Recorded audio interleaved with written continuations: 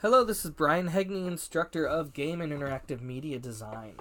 Now that we've done the tabletop, what we need to do is start doing the legs. So I'm going to go ahead and do that. What do you think I might make these legs out of?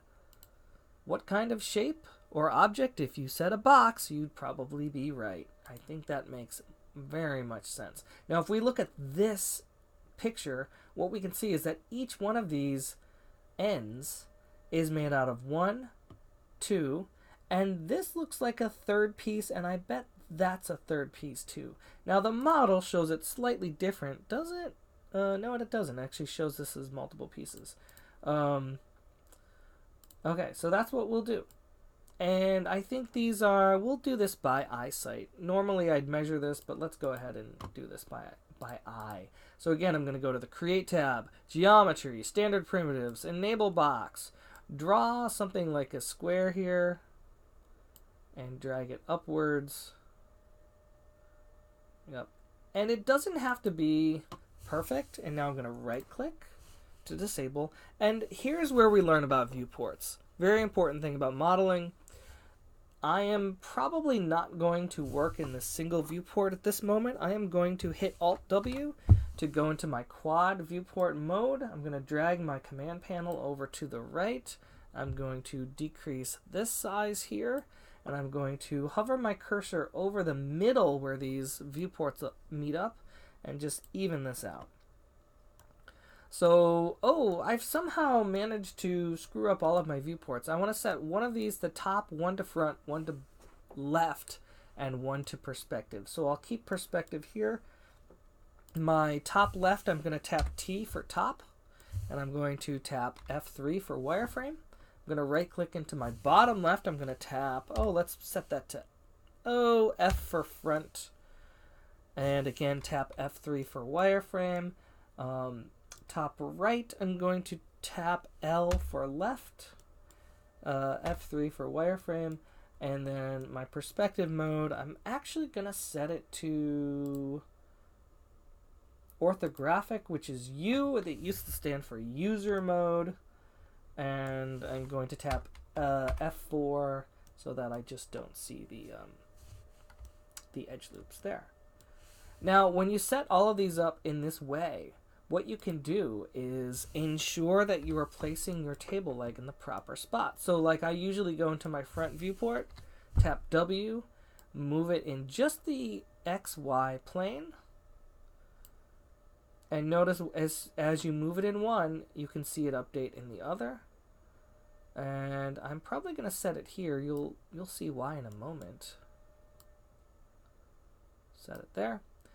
And now that I know it's in the right space, what I'm going to do is go to my Modify tab and just change the dimensions of that box until it looks about right. But you know what? I am going to go back and say this is probably like 1.75 inches. And so what was that? 1.5 inches, I might set that to 4 millimeters.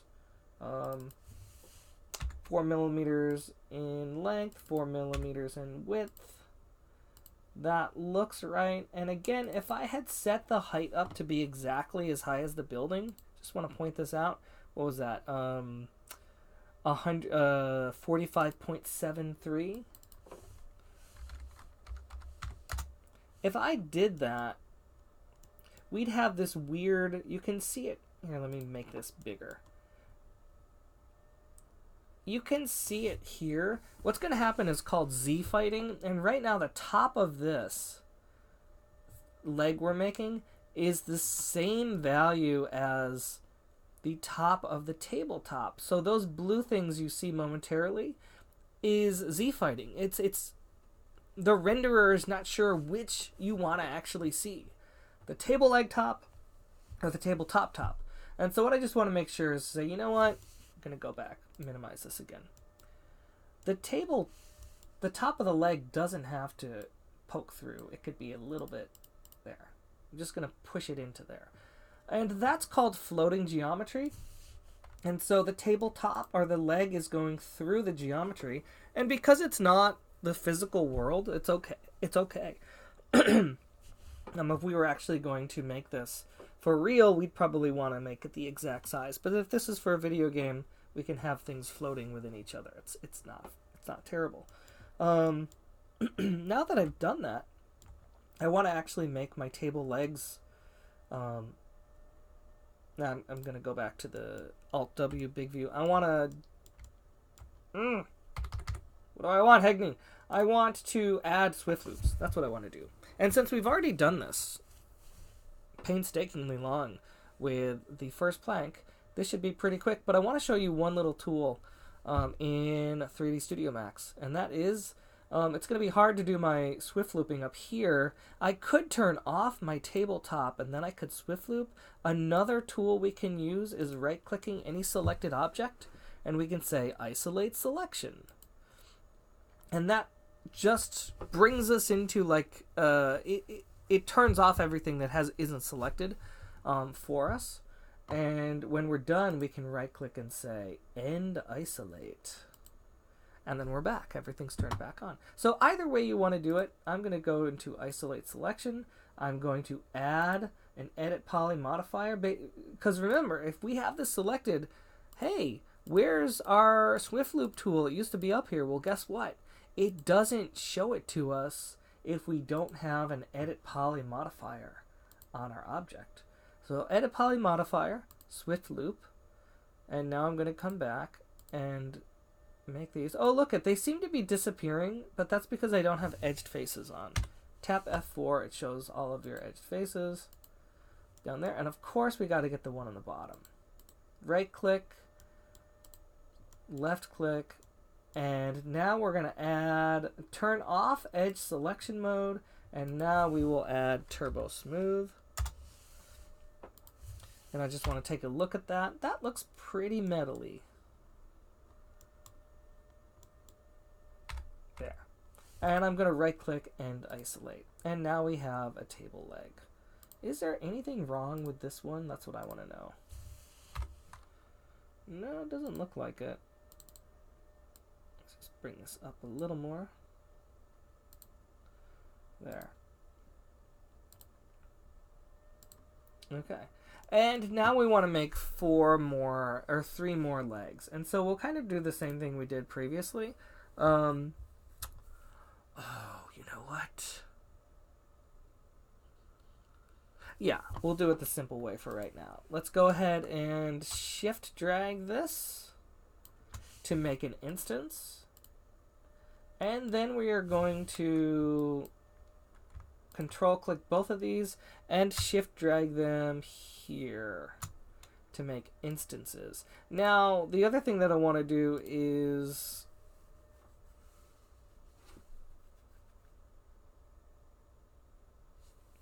make sure all of these tables legs are in the same position. And yeah, let's go ahead and do it this way. Because this table is centered at 0, 0, I can just select the leg that I want to represent as the best one, position-wise, and check out its X, Y, and Z. And its Z is 0 because it's at the bottom. But what I want to do is that right? Yeah.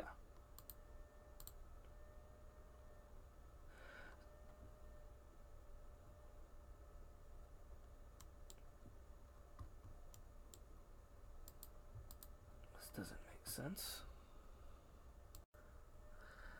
Oh, sorry.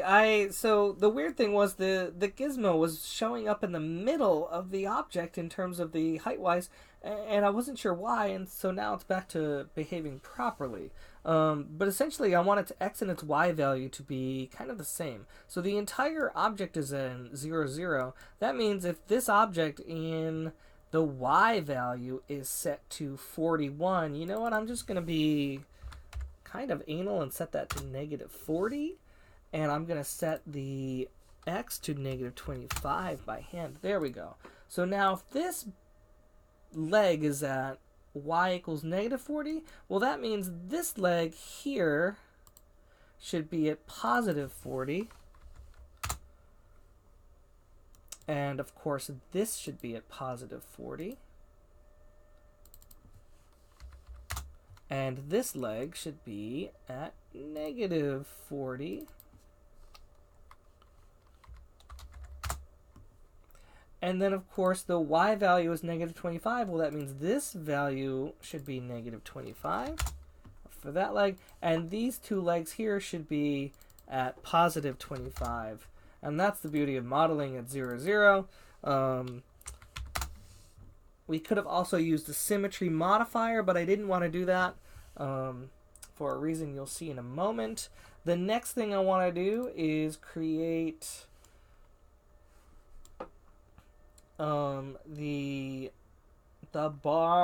two bars here. So what I'm going to do is I'm going to go into my rotate mode, tap E, hold down Shift, and rotate along the y-axis.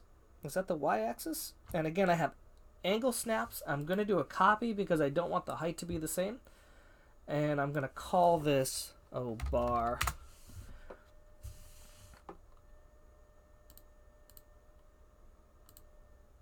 RG, yes, that was the Y. And now I'm going to move this into place. I might have to change the... I'm going to tap L. No, I'm going to tap F to go into my front view so I can see exactly what's going on here.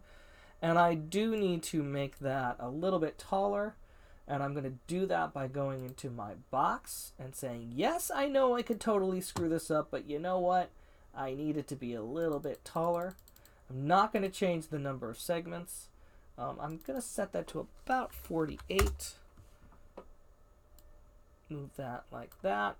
And then zoom out and bring this up like that. I think that's what's going on in my Photoshop photos. Yes. Whoops. And when I model in that mode, I can check to see in my left viewport, yeah, it looks like it's in a good spot. It looks like it's in a good spot here. I can even orbit around in here in that viewport and see how that's working. And I'm going to select this leg again and shift drag it down. And I'm going to make an instance there because those do need to be the same. Because if I change the height in one, which I'm going to do here by clicking on the bar, changing the height of one will change the height of the other. Yay. And that's actually what I want to have happen. All right. Now, I guess the last thing I can do, which I shouldn't have done it here, I'm going to go ahead and delete these two legs that I have here. And I'm going to delete those legs because I'm going to do something more fun that I should have done previously. And we're going to do it in the next step because it kind of takes a long time. And we're going to use the mirror tool. The last thing I think I want to do is see how these faces, again, are overlapping each other. I don't really want that. You can see those lines. I'm going to just take this bar and make this a little bit smaller. So again, I'm going to click on the box, the first thing in the stack. I'm going to tell it, yes, I know that this could totally potentially screw up my model. Again, if I use the wrong, if I change it too much, it's going to like get all funky. But one thing I can do is make the length and width slightly smaller. And that's not going to screw things up there. So I'm going to say 3.5 by 3.5. When I do that, now the surfaces aren't fighting with each other. And we are going to leave it at that. And when we come back, we will create the other set of legs. Okay, bye.